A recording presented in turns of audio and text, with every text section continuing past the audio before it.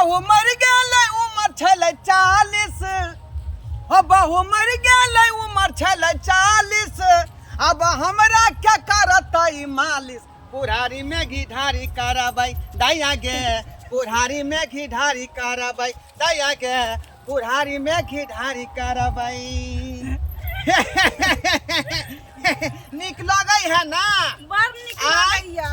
बुझियौ अहाँ के तरह बुझियौ के जे है अब कोना तरह के जे है टेंशन नहीं रखे पड़त बुझलौ सब चीज के मेंटेन करब हम अच्छा तोरा कहाँ से हम शादी केलौ ना बुझियौ ये पहले तो फटवन दूध पिए छलिए हाँ। लेकिन अब जे है पूरा घी पीबै हम पूरा घी ओइ में से घी निकाल निकाल के मलाई हाँ।